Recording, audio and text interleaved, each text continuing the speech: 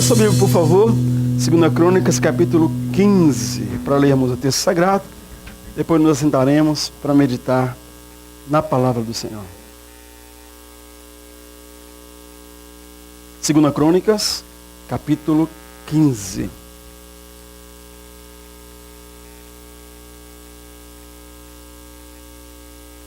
Nosso irmão passou um tempo trabalhando em outra cidade. Rafael voltou com um look novo.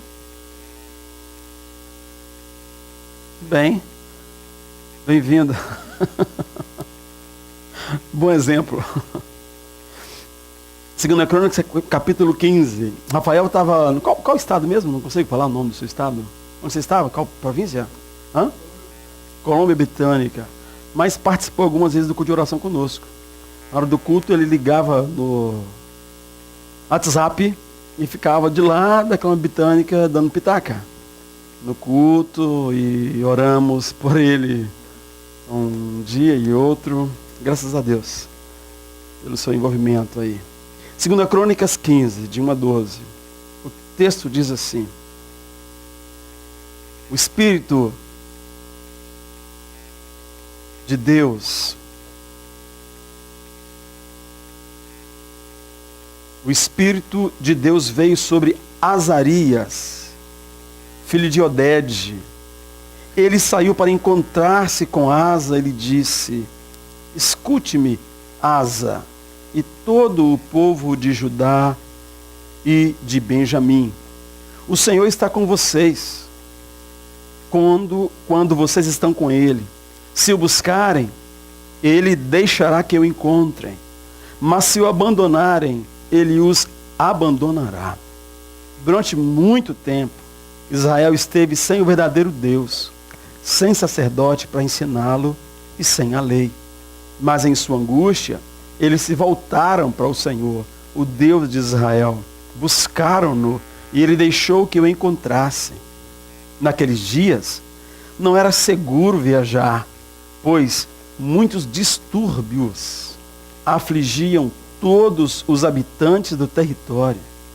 Nações e cidades se destruíam umas às outras, pois Deus as estava afligindo com toda espécie de desgraças.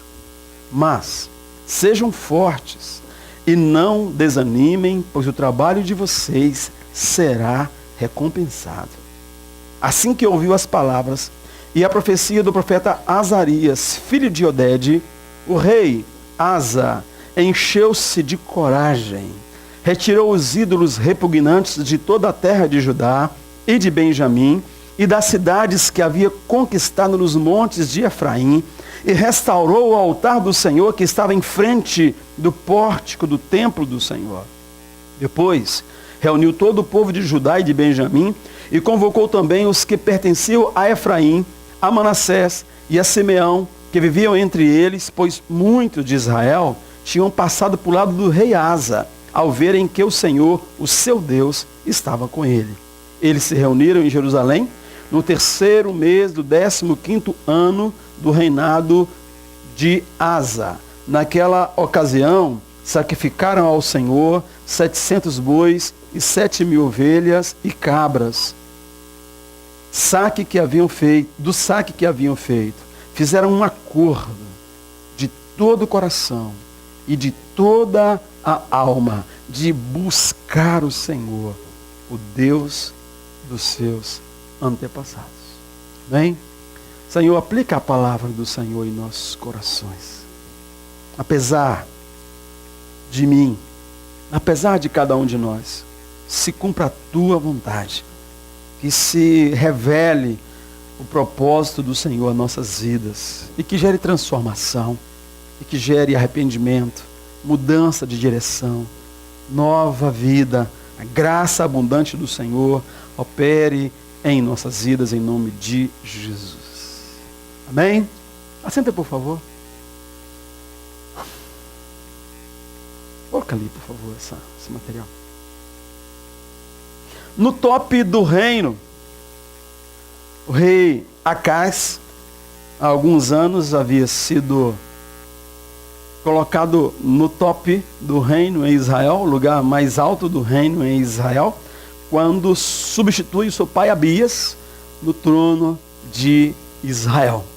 Mas o rei Asa, ele toma uma decisão de, apesar de ser rei, apesar de estar no lugar de proeminência no meio da sociedade, apesar de ter uma palavra que a princípio não podia ser contestada, ele decidiu ficar literalmente no top do reino de Deus. E a pergunta é, quanto nos falta para estar no top do reino de Deus? Ele estava no top do reino de Judá. Ele era rei do reino do norte, recentemente dividido nas mãos do rei Roboão, após a morte do seu pai Salomão, que com tanta sabedoria, ele sobe, e ele não sobe. Depois de um tempo, ele fica fora do top do reino de Deus e fica tão alto no seu próprio reino que a sua família, a sua descendência sofre consequências e o reino se dividiu. Mas o rei Acaz percebeu isso e ele se volta para o Senhor. E ele começa no entendimento que aparentemente seria revelado adiante, em Jesus. E o que é o top do reino de Deus?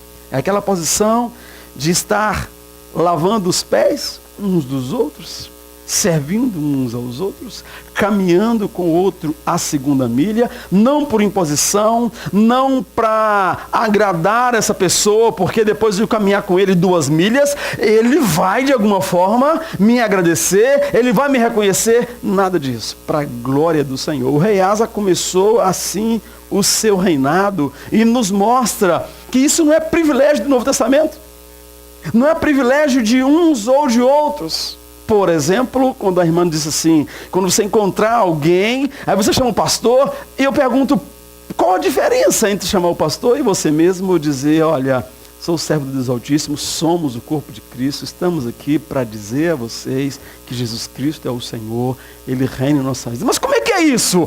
Jesus não morreu há 2000 anos atrás? Ele morreu, mas Ele ressuscitou, Ele está vivo. Mas como é que você prova isso? Não tem como te provar, você precisa de experimentar. Se você quiser paz no seu coração, experimente Jesus. Ele está aqui, eu posso orar por você e Ele vai abençoar você. Isso não é nada para se fazer depois que você é pastor. Mas por estar nesse lugar, você e eu e cada um de nós temos essa responsabilidade. É isso que vamos fazer lá. E eu louvo a Deus pela iniciativa.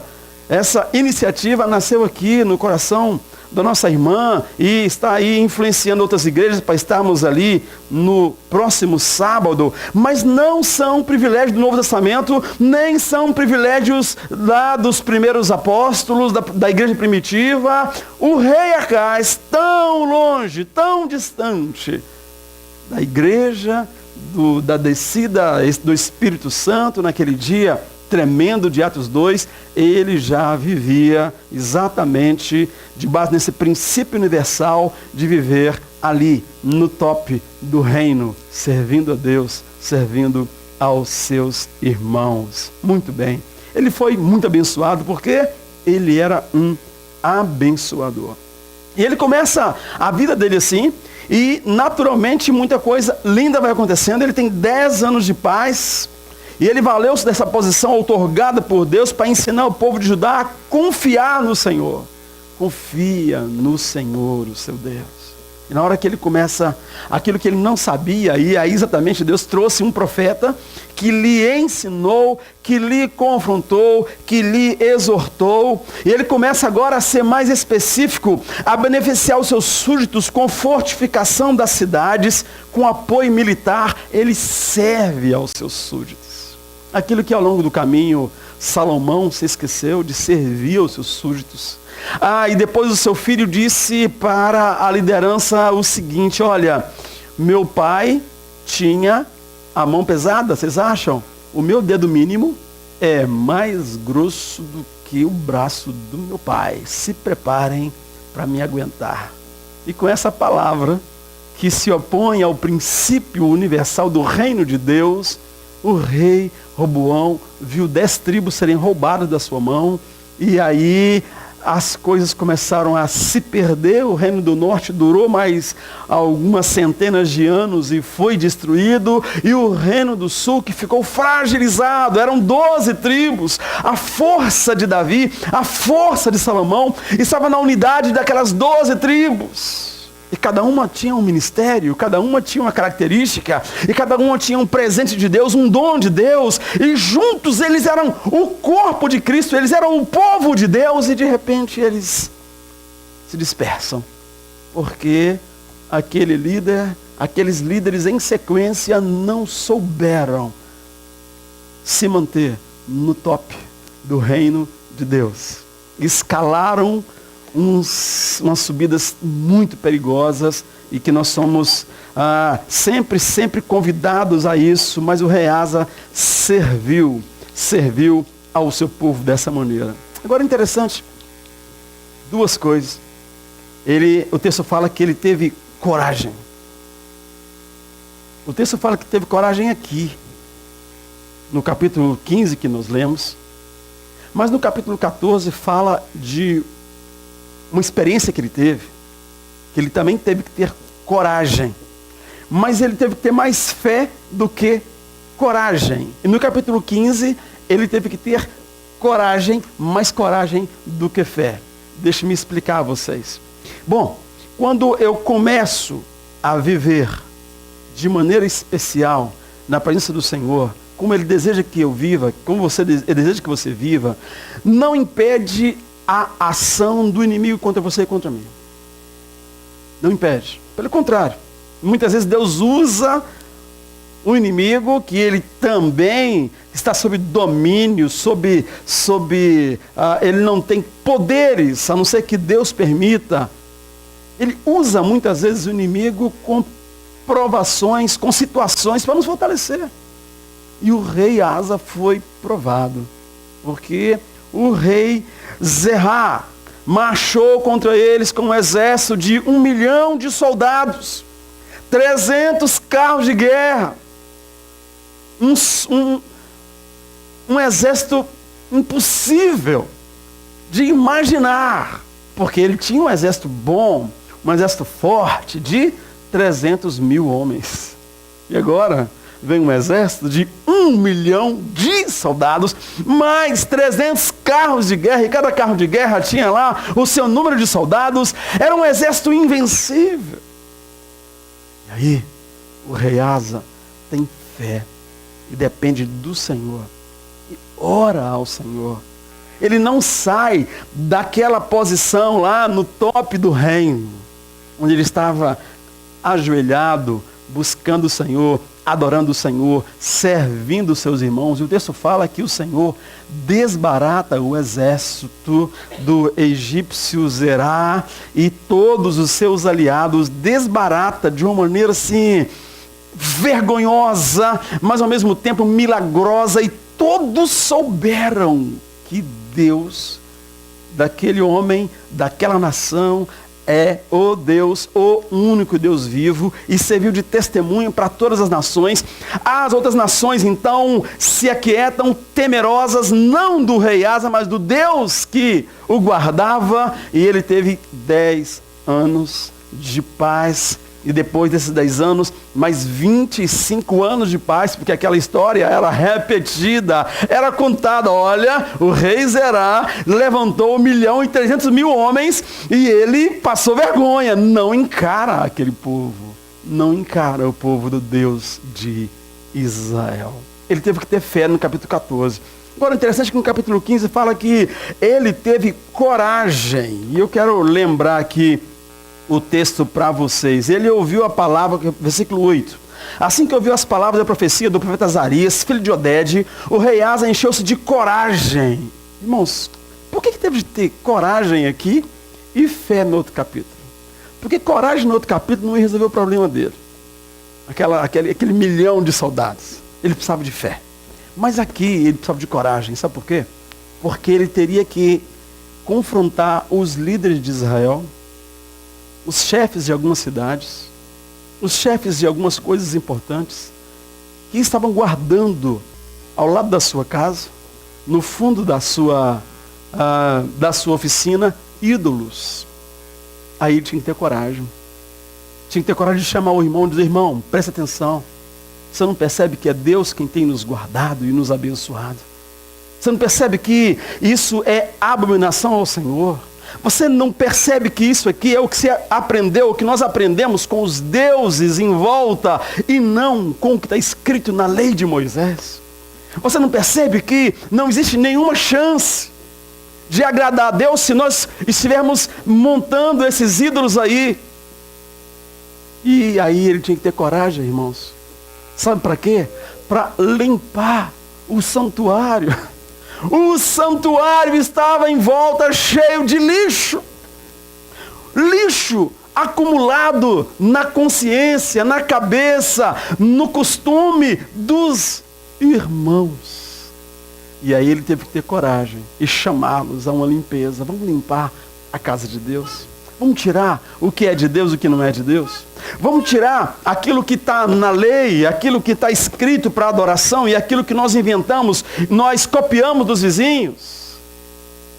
Irmãos, e era muito lixo que tinha ali, porque ele teve, o texto sagrado fala, que ele convocou a todos e eles sacrificaram ao Senhor e eles limparam o templo desse lixo, dessa representação de deuses em volta do templo, no pátio do templo, no coração de todo mundo, nos hábitos daquele povo. E aí o rei Asa, cheio de coragem, faz tudo isso e ele continua no top do reino, ou seja, de joelhos, ora servindo, ora adorando, clamando ao Senhor, cheio de coragem para caminhar com cada um deles mais uma milha e fazê-los compreender o que é que Deus queria daquela nação. Agora, é muito lindo que quem está no top vê mais longe. É um lugar de visão, é um lugar de entender algumas coisas que não se via, não se entendia, não se compreendia, não se resolvia. Aquela nação tinha os mesmos problemas que toda nação tem em algumas épocas, principalmente em épocas que o Senhor, por algum motivo, se afasta dela. Problemas sociais gravíssimos, insegurança no trânsito. O profeta fala que naquele tempo era difícil, não era seguro viajar. Ontem eu tive experiência com o trânsito. Não foi de insegurança não, mas foi interessante. Fui com um moço no aeroporto buscar o irmão dele, estava chegando. E aí nós gastamos 26 minutos e 30 segundos, segundo o GPS, para chegar lá no aeroporto. Esperamos o tempo que tinha que esperar. E aí eu falei, daqui 26 minutos e 30 segundos eu estarei em casa. Irmãos, eu cheguei em casa 2h30 depois. Porque, grande conhecedor de Montreal como sou, eu escolhi a primeira sugestão da mocinha que fica na caixinha lá no GPS. E ela me levou numa rota que, na hora de entrar, não tinha um viaduto. E aí eu tive que seguir adiante. Eu já não estava ainda dentro da ilha. E ela me joga de novo, caminha lá mais tantos quilômetros para vir lá para a ponte que tinha ontem aquela apresentação de luzes. E quando eu chego lá, a ponte está fechada. E a mocinha não sabia outro caminho. Eu estava a 5 quilômetros de casa. Ela não sabia me ensinar outro caminho. Eu não sabia outro caminho. Aí lá vai eu tentar achar outro caminho. E os pobres dos viajantes, depois de horas de avião, fica todo esse tempo dentro do carro, conhecendo, rodando. 2h30 depois, para resumir, eu conheci a Ponte Vitória, que eu não tinha passado nela ainda. E quando eu chego no centro da cidade, querido, eu tinha acabado o espetáculo, estava aquela multidão de gente, calorosamente, sem pressa nenhuma, atravessando a cidade. E tinha polícia em cada esquina. E o GPS mandava vir para cá, e o policial dizia para lá. E eu preferia obedecer o policial. Eu entrava para lá e ela fazia uma reorganização e mandava de novo. No fim da história, para você ter noção, eu deixei a família a 800 metros da casa deles, porque foi impossível chegar na casa deles. Eles moram no miolo ali, no Novo Centro, ali no Centro Velho, e foi impossível. E eu desci, parei, eles desceram, senão não chegaria em casa, e foram com a malinha arrastando. E eu fiquei lembrando que falaria hoje, a insegurança no trânsito naquela ocasião não era assim, né? O problema deles é que não tinha polícia, que tinha polícia demais ontem. E no caso de Israel, de Judá, não tinha segurança, eles eram roubados, eram problemáticos. Distúrbios sociais. As pessoas com muitos problemas mentais, soltas pela rua, fora os outros distúrbios, né?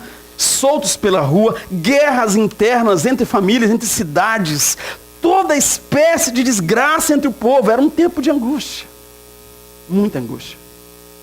Mas sabe o que aconteceu? Sabe o que foi a base da reforma? Em sua angústia, eles clamaram ao Senhor, o Deus de Israel, buscaram-no e ele deixou que o encontrassem. E quando você encontra o Senhor, as coisas mudam. Quando você encontra o Senhor, porque a gente fica procurando, como eu ontem, né? Tentando entrar na ilha, e depois que entra na ilha, eu procurando a minha casa, onde eu vivo. E olha, foi difícil. A minha casa, graças a Deus, eu encontrei. A casa deles, não. Deixei o povo na rua. Mas quando o Senhor se deixa ser encontrado, aí, querido, todas as outras questões vão mudar. A base da reforma social foi o que nós vemos no versículo 12. Fizeram um acordo de todo o coração e de toda a alma de buscar o Senhor, o Deus dos seus antepassados. E buscaram a Deus com a melhor disposição, diz o versículo 15. Porque às vezes nós buscamos a Deus, mas sem a disposição necessária. Nós buscamos a Deus, mas muito mais pela obrigação do que pelo prazer, pelo desejo, do que pela intenção. Muito mais naquela perspectiva de tentar agradar a Deus, quem sabe Ele me abençoe, do que de estar servindo ao Senhor e saber que esse é o caminho, e eu quero andar nele, eu amo andar nele, eu amo dizer que ando nesse caminho, porque é verdade e vida. Ninguém vai a Deus a não ser por Ele. E o versículo 19 faz uma declaração maravilhosa, que resume o tanto que socialmente mudou aquela nação, o tanto que mudou tudo para aquele povo. O texto diz assim: e não houve mais nenhuma guerra até o 35º ano do seu reinado. 35 anos sem guerra, irmãos. Você tem noção do que os Estados Unidos gastam com guerra a cada ano? Não tenho também, mas é um número absurdo. Não tem um dado para te falar, mas é um número que se eu falasse, você não ia acreditar. Se eu te falar quanto que vale uma bala de uma arma pesada que se gasta centenas, milhares em treinamento, é inacreditável. O que se gasta em guerra, o que se gasta em tempo de guerra, o país demora décadas e décadas para se levantar. Mas quando está com rumores de guerra, como o mundo vive o tempo inteiro, os países gastam somas enormes de dinheiro. Mas quando a nação não está focada na guerra, ela tem recursos para ser transformada.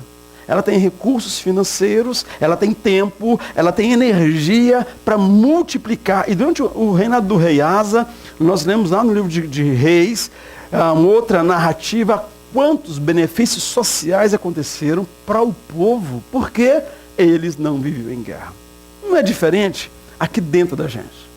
Quando estamos em paz, quando não estamos odiando ninguém, quando estamos servindo pelo privilégio de servir, quando não estamos avaliando e valorizando cada coisa que fiz para alguém, esperando que volte para mim de alguma forma, quer seja o esposo, a esposa, o filho. Quando não estou em guerra, eu tenho tempo para paz. Eu tenho tempo para o crescimento. Eu tenho tempo para o meu coração ser edificado. Eu tenho tempo para muita coisa ser edificada dentro de mim. A guerra destrói a nossa vida. Quando você vive muito tempo em guerra, possivelmente o prejuízo que você tem é muito grande. A base da reforma social, a base do crescimento daquela nação foi: eles viviam em paz. Eles viviam em paz porque buscaram o Senhor. Tiveram disposição para buscar o Senhor. Isso é um exemplo para nós. Mas, como eu disse, nós dividimos, o Velho Testamento, o Novo Testamento, coisas do Velho Testamento, coisas do Novo Testamento. Mas tem uma coisa, queridos.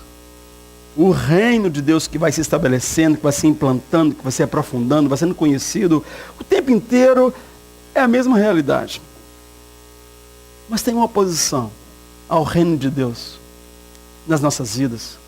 Muito mais do que o diabo. Porque ele foi bem representado pelo rei do Egito aqui, que veio com um grande poderio externo contra o povo de Israel e foi vencido. Resistiu o diabo e ele fugirá de vós. Isso é uma lei espiritual. Mas acontece que o mistério da iniquidade, que Paulo fala lá em 2 Tessalonicenses capítulo 7, de alguma forma se manifesta na vida do rei Asa. Diz assim o texto: a verdade é que o mistério da iniquidade já está em ação, restando apenas que seja afastado aquele que agora o detém.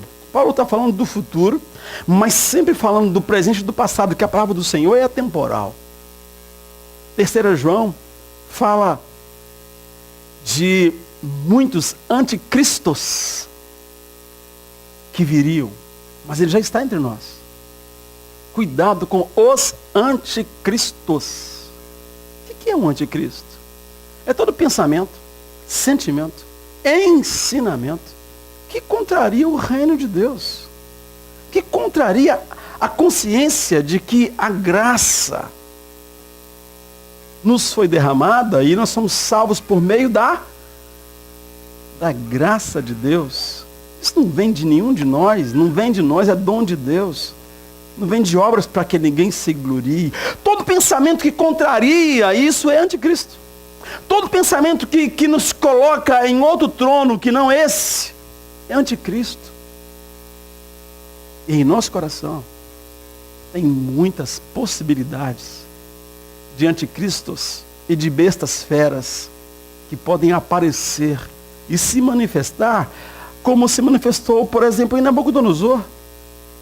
A besta dentro dele se manifesta de tal maneira que o sujeito passa 7 anos literalmente comendo grama. Como uma besta, como uma mula. Porque ele decide que esse trono do reino de Deus, ele não se sentaria.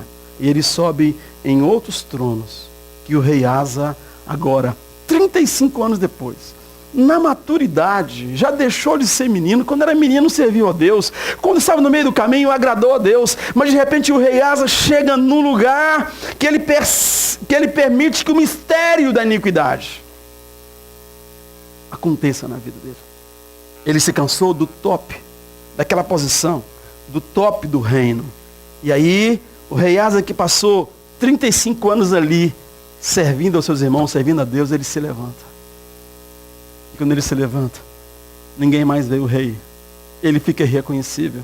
Eles veem o anticristo, se fosse do lado de cá do Novo Testamento. Mas lá eles viram a besta que virou por um tempo o rei Asa. E aí, como sempre, algumas coisas não estavam exatamente no lugar. Ele foi confrontado, no capítulo 16, ele foi confrontado por um homem de Deus. E ele fica extremamente irado. Exatamente a mesma coisa que aconteceu lá no princípio. Quando Azarias, filho de Haddad, veio confrontá-lo e veio exortá-lo e veio abençoá-lo. E ele escuta a voz do homem de Deus e toma decisões a partir dali, e que teve 25 anos a mais de bênção. Agora acontece simplesmente a mesma coisa. Nada de novo.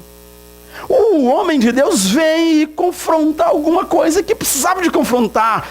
Mas o orgulho se enche. Ele se enche de orgulho. Recusa aquela repreensão. E ele manda prender o homem de Deus que veio confrontá-lo. E aí ele permanece de pé.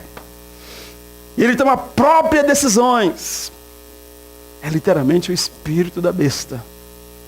O espírito do anticristo. É claro que nós sabemos que um dia se levantará um homem que reunirá toda essa coisa, o espírito da iniquidade, de uma maneira muito específica. Mas no dia que isso acontecer, queridos, você não pode impedir. Nem ore. Quando isso acontecer, para que Deus, que essa besta caia, vai acontecer o que tiver que acontecer. Isso não é o problema são as pequenas bestas que nascem nos nossos corações. Isso é um grande problema. Isso aqui destrói o reino de Deus entre uma igreja, entre uma família, entre uma geração inteira. E aí, aquele rei viveu mais 4 anos, queridos. E aqueles 4 anos foram terríveis. E o Senhor disse para ele: nisso você cometeu uma loucura. De agora em diante, terá que enfrentar guerras. Por quê? Porque ele não tirou o lixo do coração dele. Não tirou mais. Lá atrás, quando ele descobriu o lixo, sentiu o mau cheiro, ele juntou o povo, criou coragem para fazer a limpeza. Limpar, você sabe que não é fácil. Tem casa que fica suja por falta de coragem. Eu até vi o lixo, mas, meu Deus do céu. Aí eu vou lá e jogo o lixo ali, e aí ainda cabe algum lixo, e eu baixo a tampa. Aí minha amor chega e fala assim: você podia tirar o lixo, por favor? Aí eu tiro o lixo. E é uma bênção, irmão, depois que eu tiro o lixo. É uma bênção. E eu esqueço, o cheiro fica bom. Mas de repente tem lixo de novo. E aí você acha que eu tomo a iniciativa de ir lá e tirar o lixo. A profeta tem que vir e falar assim: por favor, tira o lixo para mim de novo. E aí a gente tira o lixo e vai tirando o lixo. Mas se a gente não tira o lixo, queridos, nós teremos muitas guerras. Você quer ver? Experimente. 2 semanas. Desafio você, não tirar o lixo da sua cozinha 2 semanas. Você vai ver quantas guerras você vai enfrentar. Guerras de todos os tamanhos. Você vai enfrentar guerras para dormir, para acordar, para entrar, para sair. Não tire o lixo durante 2 semanas, querido. O rei Asa parou de tirar o lixo. E aí, ele saiu daquela posição tão especial, que ele foi modelo para você e para mim durante 35 anos. Então, quero terminar orando que o Senhor nos sustente no top do seu reino. Não é no trono, não. É no top do reino. Estarão no top do reino, na linha de frente, no lugar especial. Eu e você estaremos lá. Quando nós estivermos sempre tirando lixo, andando a 2ª milha, tirando lixo, lavando os pés, tirando lixo, adorando o Senhor, tirando lixo e corajosamente em amor, confrontando uns e outros que for necessário para a glória do Senhor, tirando lixo e resgatando o que disse o Senhor, o que está escrito na palavra, o que Ele espera de nós, tirando o lixo e dizendo: Deus, reina o Senhor, reina o Senhor. É hora de tirar o lixo, querido. Hábito, vingança, fantasias, de tudo que é tipo de fantasia. 1000 fantasias. Quem fala em fantasia, lembra logo de questões ligadas à sexualidade, que sempre foi um problema, sempre foi. Paulo fala lá em Coríntios o tempo inteiro de situações que lá atrás eram iguaizinhas. O que Paulo acusava e sofria lá em Corinto, dizendo: turma, presta atenção, esses cultos ao corpo aí, aquele templo lá tinha 1000 homens e mulheres que eram prostitutos cultuais. Era a mesma coisa que tinha na época do rei Acasa em volta. É a mesma coisa que tem hoje em volta da gente. É a mesma coisa. O tempo inteiro a gente tem que estar lutando contra as mesmas coisas. E seremos vitoriosos com as mesmas armas. Ou seremos derrotados pelo mesmo lixo e acusaremos o diabo de ter colocado ali. Não. Ele deu uma estigadinha. E ele veio muitas vezes de fora. Mas o lixo é gerado aqui dentro e eu preciso tirá-lo sempre para a glória do Senhor. Diz o texto lá de 1 Coríntios 1, de 1 João 9. Queria que você ficasse de pé e lesse comigo esse texto para nós podermos orar ao Senhor. Você pode ler, por favor?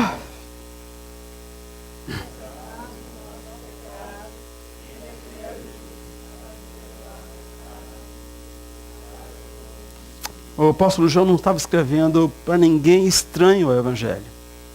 Estava escrevendo para a igreja, para você e para mim. Ele disse, se confessarmos os nossos pecados, se nós entendermos, percebemos o lixo que geramos, e fizermos uma limpeza em nosso coração, e convidarmos o Espírito Santo para isso, porque nós temos dificuldade, irmãos, alguns lixos não são sagrados. De vez em quando a gente vai no lixo e seleciona umas coisas. Tem coisa que já devia estar no bazar, ó. E está no seu guarda-roupa. Fala a verdade. Tem coisa que já devia estar no lixo. Nem para o bazar não serve. Mas está lá no seu armário. Nosso coração é muito mais complicado. Porque no seu armário, no seu guarda-roupa, de vez em quando alguém chega e fala, né? Ô, gente, estranho aqui, eu lembro disso, era solteiro, hein? Essa calça jeans aqui. Lá na igreja tinha um moço que a gente estava sempre lembrando a ele. Irmão, essa calça jeans aqui é aquela, né? Que você foi naquele primeiro acampamento com a gente, não foi, querido? Aham. Ele tinha caminhado muito financeiramente, mas a calça jeans era a mesma. Graças a Deus, era modelo lá do deserto. Né? Não acabava não. Se nós olharmos para o lixo de dentro da gente, tirar. Senhor, me ajuda. Eu não quero me apegar a lixo nenhum. Tem lixo tão bom, irmão. Tem lixo tão joinha. Tem lixo que não fede. Tem lixo que tem até algum valor, sabe? Mas lixo é lixo. Se confessarmos nossos pecados, Ele é fiel e justo para nos perdoar os pecados e nos purificar de toda injustiça. Vamos orar?